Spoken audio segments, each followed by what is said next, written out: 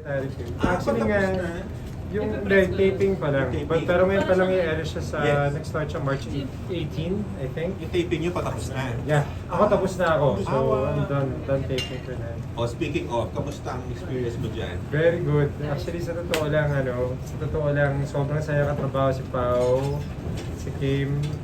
Siyempre, at the same time, ano siya parang ito na rin naging last project ko for Sordeo. So, to be honest, parang I'm really happy I was able to do it. Kasi nung una, parang, of course, parang kakatapos lang namin ng Ironheart at that time. So, in-offer nila sa akin to. At first, medyo sabi ko parang I wanted to rest kasi nga nakakapagod gawin yung Ironheart. But I'm so happy I did it. Kasi nga parang after like the passing of Sordeo, parang in hindsight, parang yun na nga, this was maybe like the last project I did for him. So, dedicate also, like alam ko si Kim, dinedicate niya yung performance sa Sordeo. Same with me.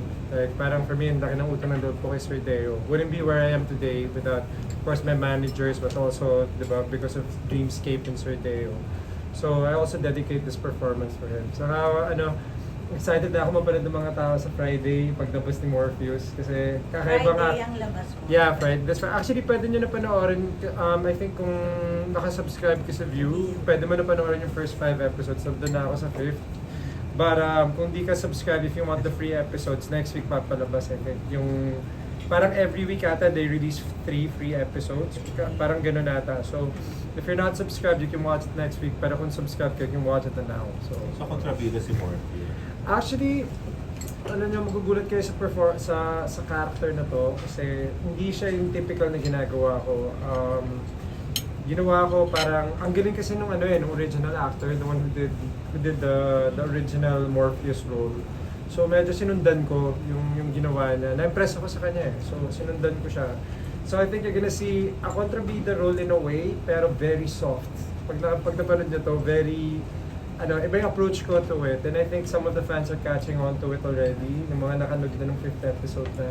What does he do? Is he an author?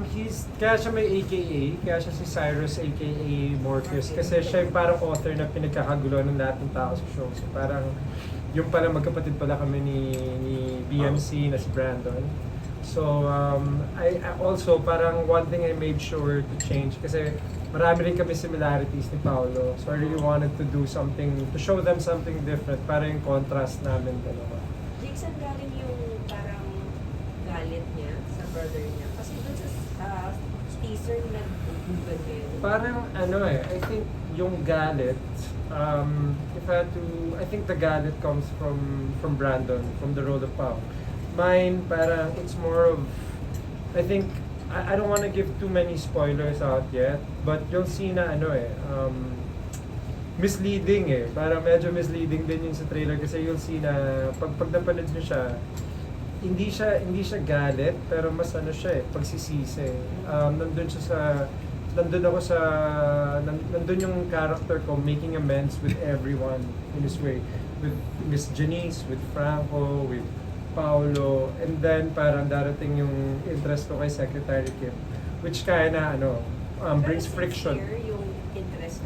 What's this? Sincere yung interest ni Marcus kay Secretary Kim. Yes. Just to get back at the brother. I think for this one, it's more like sincerity. Tsaka parang siya parang I think when you watch it nga, it's different from the ones I did in the past. Kasi maraming angst, diba? Yung mga ginagawa ko, like a lot of baggage, a lot of emotions, diba? Intense emotions. But this one, parang, I think while I was crafting this role, I told myself na rather than bring out the emotions, parang what I wanted to do was make it more, sentimental. Parang, alam mo yun, ganun approach. Kasi ganun approach ng mga Koreans, diba? Like the guys, they're very like demure, soft-spoken, and obviously parang you can't, kumbaga you have to give it to them kasi yung acting nila came across for the whole world. So kumbaga parang the whole world recognizes, diba, the Korean. So kung pinapanood ko to, sabi ko, I wanted to get a lot of the sensitivities of the Koreans. I want to stay true to the role. So yun, that's the way I approached it. Kaya siya yung parang intense emotions and all these things. Sabi ko parang gusto kong take away ng fans or gusto kong take away ng audience ko from this. It's more of like sentimental. Yung ganun yung dating. Parang I wanted something that if I make you cry here, it's more of like parang it's not it's not in a sense of like grabe, parang ano man pag teleserye kasi grabe, hinagpis, di ba, is the word. Here parang I approach it very calmly, like very calm yung dating ng mga eksena. Even sa trailer na nagsuntukan kami and everything like that, my approach to all the sequences was more calm and more like ibang approach. Hindi ko inaatake yung mga eksena. Kasi parang light lang din naman siya rom-com, di ba? I would say it's light, pero kasi when you watch the original, si Park Seo-joon, he's brilliant. Like, ang galing. Kasi kahit sabihin mo ng light ng ginagawa nila, ang dami ng ginagawa, ang dami ng pinapakita. Same thing with the guy who did, the actor who did Cyrus. So for me, sabi ko, I'm doing a light project, but the effort, the preparation, was probably the same or even more for this than I did for Ironheart. Mas nagkataon na sa Ironheart, physicality yun eh. Like, diba, you have to be very athletic for that show. Na, kasi we're doing stunts, we're doing fight scenes, we're doing different types of things. Here, parang sabi ko, it's the same preparation, I really prepared for it. Pero more in an emotional sense. Sabi ko nga parang, when you approach the sequences more calmly, it's not anymore na parang you're attacking them and wanting to get that scene right. Parang this time, parang mas hinahatid mo yung audience to the sequences. Parang ganyan. Wouldn't say this is easier. I wouldn't say. I would say it's even harder. Kasi sabi ko parang I'm so used to being given such an interesting character. Diba? Like let's say like Eros in Ironheart, or diba, like my role in Katleya Killer, ganyan. So very like interesting. Here, parang I really had to look for it in the script. Parang I had to look for things in between the sequences. Like sabi ko nga, parang nung pinapanood ko yung original, they're doing so many things. Hindi siya parang one take lang, tapos, uy, galing. Hindi. Pero mas magaling kayo ni Paolo dun sa dalawa. I hope so.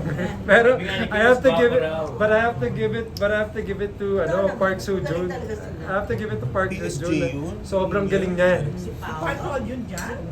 Hindi, dun sa original. Kasi ako naman, dun ako nagagalingan ako sa May reaction po.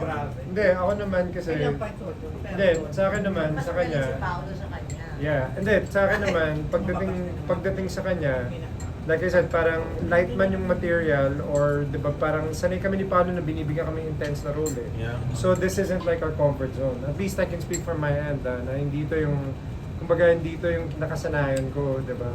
So it takes more effort. And then I said, like kahit mas light yung material, you need to put in more work kasi you have to find things in the script. You have to find a lot of different things to make it interesting. So even kay Park Seo-joon dun sa original, kahit sabihin naman ng light mas mahirap yung, alam mo yung, iba yung accomplishment nila doon kasi it came across to the whole world. The whole world watched the show. So, at kami naman ni Pao, ni Kim, like, hindi namin parang binaliwala yun. It's a big project with a big title, and it requires your best. And I think we were able to give out our best here. Pero Jake, nasabi mo nga na ninervyos ka na katrabaho si Paolo. Saan na eksena ka nito? Sa akin kasi I know how good Paolo is, diba? Siyempre, like, he's my best friend. Not every day you get to work with your best friend. Alam mo yun, hindi every day na makakatrabaho mo yung best friend mo. And like I said kanina, parang hindi siya yung typical eh. Hindi siya yung parang teleserye tapos ang dami mong emosyon dinadala sa eksena. So, you know, in a way, parang naninervous ako because I'm gonna work with my best friend.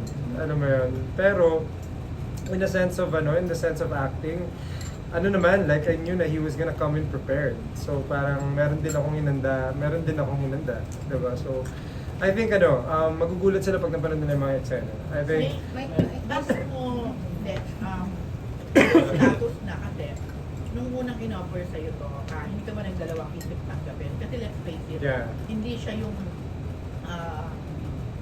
title role, hindi siya yung talagang, kumbaga kasi napanood na namin yung original so we know kung gaano lang yung